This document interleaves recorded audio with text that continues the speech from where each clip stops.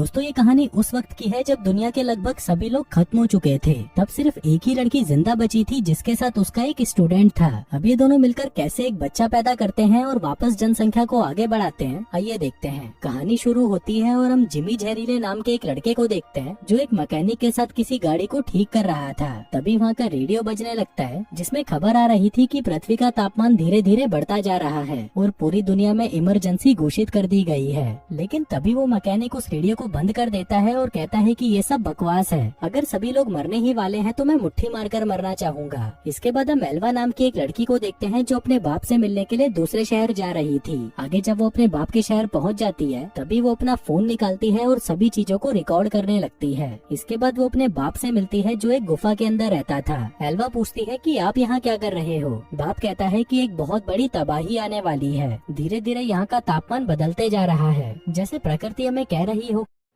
Movie के चाहने वालों, हम आपके लिए लेकर आए हैं एक धमाका ऑफर।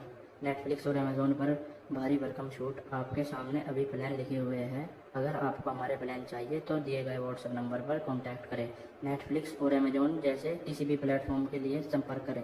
कि हम कुछ तो गलत कर रहे हैं। एल्वा पूछती है कि इसके अलावा आप कुछ और कहना चाहते हो, जिस पर उसका बाप उसे अपनी रिसर्च के बारे में बताने लग जाता है। अब अपने बाप से मिलकर एल्वा वापस शहर में आ जाती है जहाँ पर उसकी मुलाकात जिमी जहरीले से होती है। हम देखते हैं कि एल्वा जिमी जहरीले की इंग्लिश टीचर है। वहीं पर जिमी की माँ भी होती है जिसे एल्वा कहती है कि आपका बेटा तो बहुत अच्छा स्टूडेंट है और जल्दी ही वो अंग्रेजी भी सीख जाएगा। इसी दौरान वहाँ पर कुछ आवारा बच्चे आते हैं और जिमी से कहते हैं कि कालिए क्या घूर रहा है, जिस पर जिमी की माँ उन्हें कहती है कि भीसड़ी वालों यहाँ पर आओ, मैं बताती हूँ। जिसको देखकर वो लड़के वहाँ से भाग जाते हैं। आगे एल्वा अपने घर पर आती है जहाँ पर वो देखती है कि उसका बाप वहाँ से जाने की तैयारी कर रहा था। वो कहता है कि मैं यहाँ से बार्सिलोना जा रहा हूँ। वहीं एल्वा उन्हें रोकने की कोशिश करती है लेकिन उसका बाप नहीं सुनता और वहाँ से निकल जाता है। दूसरी तरफ हम जिमी जहरीले को देखते हैं जिसे उन हरामी लड़कों ने दबोच लिया था और अब वो उसकी गीड़ मार रहे थे। वो उसे उठाकर तालाब में फेंकने ही वाले थे कि तभी एल्वा वहाँ से गुजर रही होती है जो उन्हें वहाँ पर देख लेती है। वो जिमी जहरीले को बचाने के लिए भागती है लेकिन तब तक वो उसे तालाब में फेंक चुके होते हैं। तभी एल्वा भी उसे बचाने के लिए तालाब में कूद जाती है। हम देखते हैं कि जिमी जहरीला धीरे धीरे गहराई में जाने लगता है और उसके पीछे पीछे एल्वा भी होती है। वहीं बाहर बहुत तेज लाल रंग की बिजली कड़क रही थी जिसे रेड स्टॉर्म कहा जाता है। ये बिजली जमीन के साथ साथ पानी में भी गिरने लगती है, पर क्योंकि जिमी और एल्वा पानी में बहुत नीचे थे तो उन्हें इसका पता नहीं चलता। कुछ देर बाद जब एल्वा जिमी को बचाकर ऊपर लेकर आती है तो वो देखती है कि पूरा आसमान लाल हो चुका है, साथ ही एक बहुत बड़ा तूफान आ रहा है जिसने लगभग सभी चीजों को खत्म कर दिया है। आगे एल्वा जिमी को होश में लाती है और ये लोग देखते हैं कि हर जगह पर बिजली कड़क रही है। जिसके बाद ये दोनों शहर की तरफ जाने लगते हैं, लेकिन वहाँ आने के बाद ये देखते हैं कि पूरा का पूरा शहर तबाह हो चुका है और वहाँ पर रहने वाले सभी इंसान मारे जा चुके हैं। तभी जिमी भागकर वहाँ अपनी माँ को ढूंढने लगता है और तभी वो देखता है कि उसकी माँ की लाश मलबे के नीचे दबी हुई है। जिमी ये देखकर बहुत रोता है, लेकिन जैसे ही एल्वा उसे पीछे खींचती है उस बिल्डिंग में एक जोर का ब्लास्ट हो जाता है। अब एल्वा को पता था कि शहर में तो कुछ नहीं बचा, इसलिए वो जिमी जहरीले को लेकर अपनी बाप की बनाई हुई गुफा में आ जाती है। आगे वो जिमी को कुछ कपड़े और कंबल देती है, जिसके बाद वो दोनों वहाँ पर सो जाते हैं। अगली सुबह वो दोनों गुफा से बाहर निकलते हैं और चलना शुरू कर देते हैं। इसके बाद एल्वा अपने घर पर आती है और देखती है कि उसका घर भी तबाह हो चुका है। जिसके बाद वो अपने फार्म हाउस आती है और फोन निकालकर अपने बाप को कांटेक्ट करने की कोशिश करने लगती है, लेकिन उसका फोन काम नहीं कर रहा था।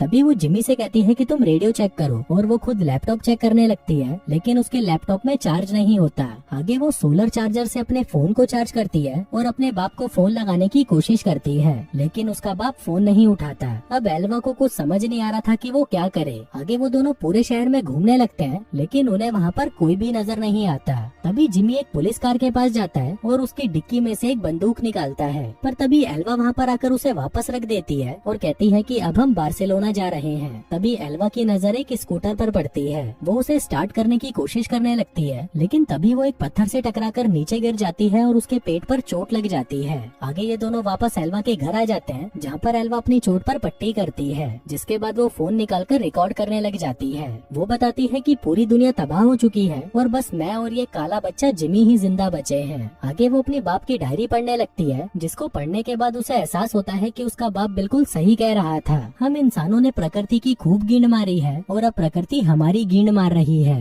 एल्वा अपने फोन में सारी बातें रिकॉर्ड कर रही थी। वो कहती है कि यहाँ पर हमारी मदद करने के लिए भी कोई नहीं है, जिसके बाद वो सब कुछ बंद करके सो जाती है। फिर रात में जिमी जहरीला उसके पास आता है और देखता है कि एल्वा की हालत धीरे धीरे खराब हो रही है। वो उससे बात करने की कोशिश करता है, लेकिन एल्वा उसे कोई जवाब नहीं देती। तभी वो उसकी चोट को देखता है और ये देखते ही उसे पता चल जाता है कि एल्वा को इन्फेक्शन हो गया है। तभी एल्वा कहती है कि मुझे एंटीबायोटिक्स चाहिए। जिमी कहता है कि मैं अभी लेकर आता हूँ, लेकिन एल्वा उसे अकेले बाहर जाने से मना कर देती है और कहती है कि मैं सुबह खुद ले आऊंगी, जो कहकर वो सो जाती है। लेकिन जिमी फिर भी बाहर आ जाता है और एंटीबायोटिक्स लाने के लिए निकल पड़ता है। जिमी की भी फटी पड़ी थी क्योंकि वो कभी भी अकेला कहीं नहीं गया था, लेकिन एल्वा की जान बचाने के लिए उसे ये करना पड़ता है। अगली सुबह हम देखते हैं कि जिमी वो दवाई लेकर आ जाता है और उस इंजेक्शन को एल्वा के पिछवाड़े में घुसाकर उसे वो दवाई लगा देता है। इसके बाद वो बाहर आकर अपने टूटे हुए घर को देखने लगता है जहाँ पर वो अपनी माँ के साथ रहता था। आगे वो गैराज में जाकर उस ट्रैक्टर को देखने लगता है जिसको वो लोग ठीक करने की कोशिश कर रहे थे।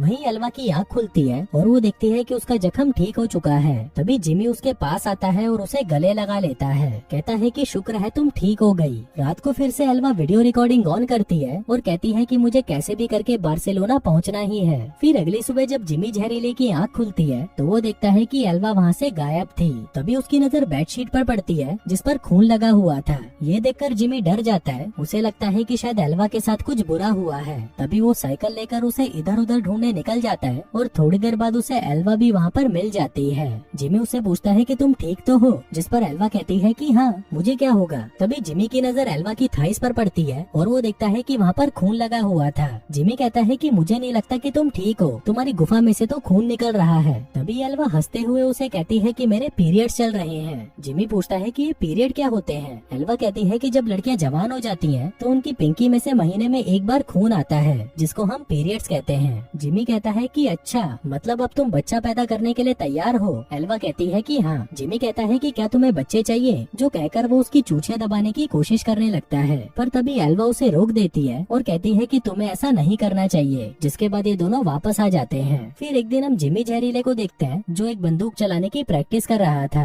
पर तभी एल्वा वहाँ पर आती है और उससे पूछती है कि तुम्हें ये बंदूक कहाँ मिली। जिमी कहता है कि पुलिस वालों की कार में। एल्वा कहती है कि इसे वापस रखाओ। जिमी कहता है कि नहीं, इस धरती पर सिर्फ मैं ही मर्द बचा हूँ और मुझे तुम्हारी रक्षा करनी है, जो कहकर वो वहाँ से चला जाता है। अब देखते ही देखते 3 महीने बीत जाते हैं और अब एल्वा भी समझ चुकी थी कि उन दोनों के अलावा यहाँ पर और कोई नहीं है, इसलिए अब इन दोनों को अपनी देखभाल खुद ही करनी होगी। आगे एल्वा अपनी बाप की डायरी पढ़कर सीखती है कि उसे पौधे कैसे उगाने हैं और अपने खाने पीने का इंतजाम कैसे करना है। साथ ही वो ये सारी चीजें अपने फोन में भी रिकॉर्ड कर रही थी। अब देखते ही देखते काफी साल बीत जाते हैं और हम देखते हैं कि जिमी जहरीला अब जवान हो चुका है। उसने अपनी बॉडी भी बढ़िया बना ली थी, जिसको देखकर एल्वा हमेशा गीली हो जाती थी, लेकिन फिर भी वो जैसे तैसे करके खुद पर कंट्रोल कर लेती थी। उधर जिमी तो हमेशा से ही एल्वा की लेना चाहता था, लेकिन उसमें हिम्मत नहीं थी कि वो इस बारे में उससे बात कर सके। फिर एक दिन हम एल्वा को देखते हैं जो पौधों को पानी दे रही थी। वहीं पर जिमी भी था जो दूरबीन से इधर उधर देख रहा था।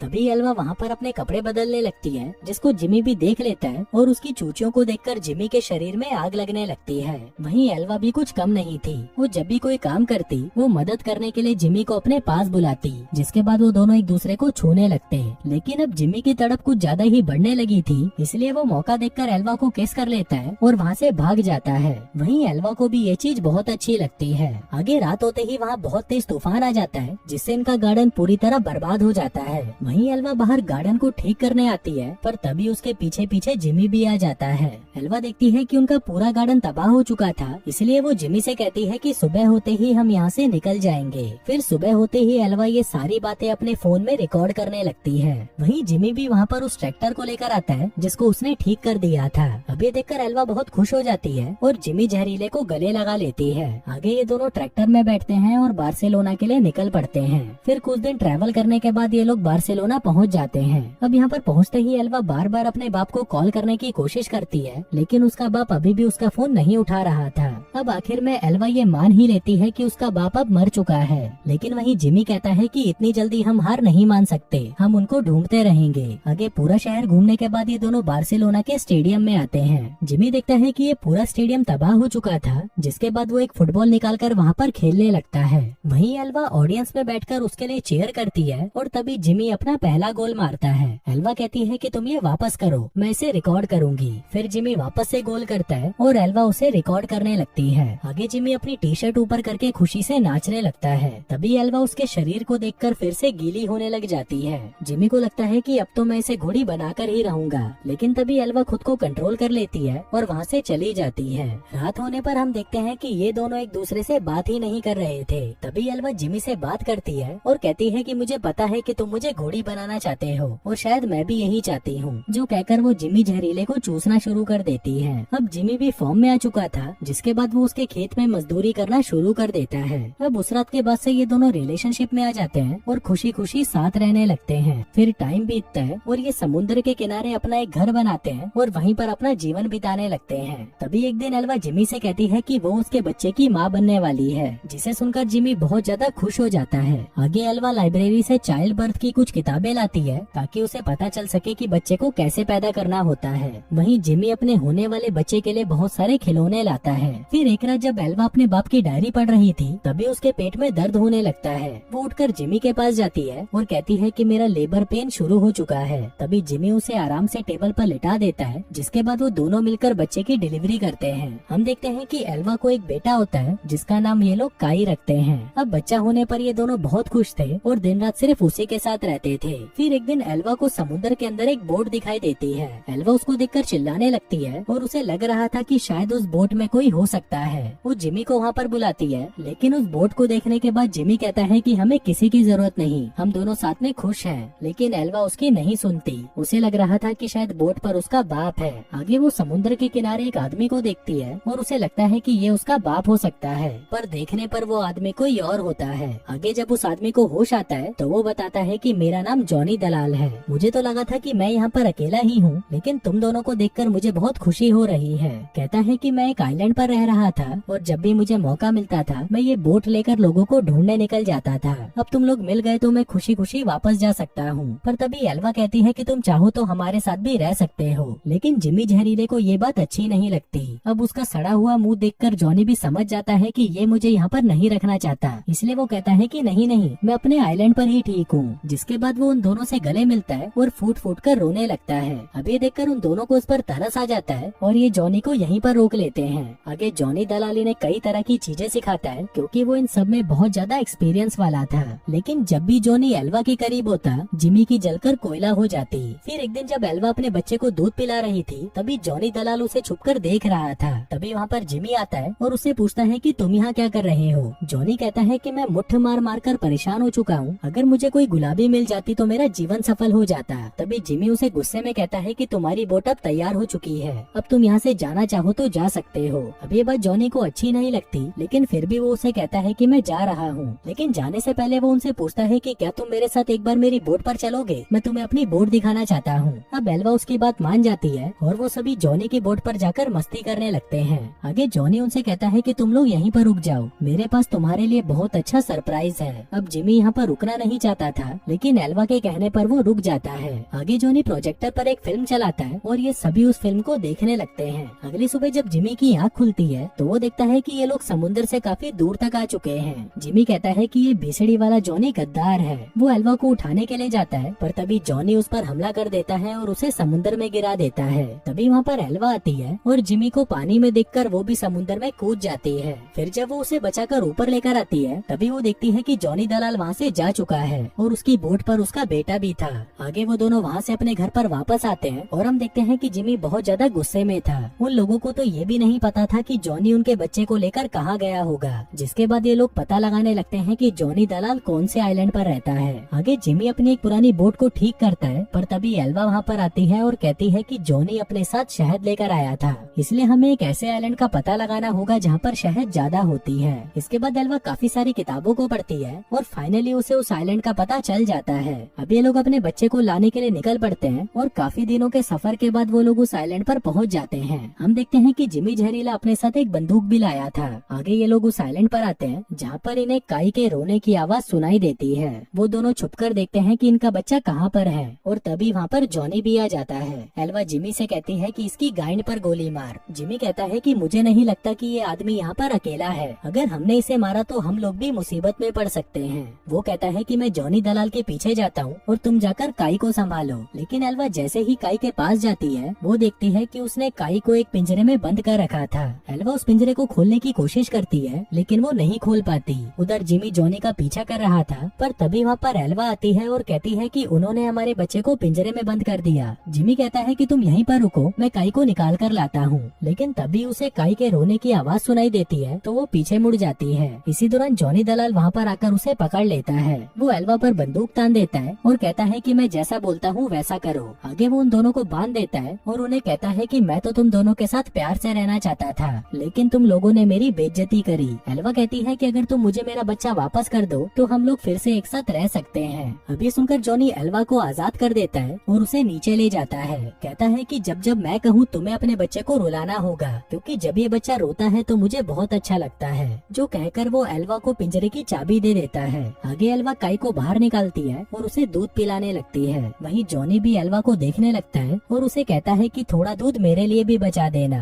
आगे वो जिमी को देखने ऊपर आता है, पर तभी पीछे से एल्वा काई को लेकर भाग जाती है। लेकिन जॉनी उस पर ज्यादा ध्यान नहीं देता और वो जिमी को टॉर्चर करना शुरू कर देता है। आगे जब जिमी बेहोश हो जाता है तब जॉनी एल्वा के पीछे जाने लगता है। उसे बच्चे के रोने की आवाज आ रही थी तो वो उस आवाज के पीछे भागता है, लेकिन वहाँ पहुंचकर वो देखता है कि एल्वा ने उसका चूतिया काट दिया। उसने बच्चे के रोने की आवाज को अपने फोन में रिकॉर्ड कर रखा था। उधर एल्वा भागकर जिमी के पास आती है और उसे आजाद करने लगती है, लेकिन तभी वहाँ पर जॉनी आ जाता है। एल्वा जॉनी को देखकर घबरा जाती है और कहती है कि अब तुम जो बोलोगे मैं वैसा ही करूंगी। जॉनी कहता है कि साली छिनाल तूने मुझे धोखा दिया, जो कहकर वो उसके पैर पर गोली मार देता है। उधर जिमी एक चाकू से खुद को आजाद कर लेता है, जिसके बाद वो जॉनी के पीछे आकर उसे चाकू मार देता है, पर तभी जॉनी भी उससे लड़ने लग जाता है। वहीं एल्वा उस बंदूक को उठा लेती है और जॉनी से कहती है कि भीसड़ी के अब तू गया, पर तभी जॉनी उसे एक घुसंड में ही नीचे फेंक देता है। तभी जिमी एक औजार से जॉनी पर हमला कर देता है, लेकिन वहीं जॉनी भी जिमी को गोली मार देता है। अब क्योंकि जॉनी ज्यादा घायल हो चुका था तो उसकी वहीं पर मौत हो जाती है। आगे जिमी काई के पास आता है और उसे आखिरी बार गले से लगाता है।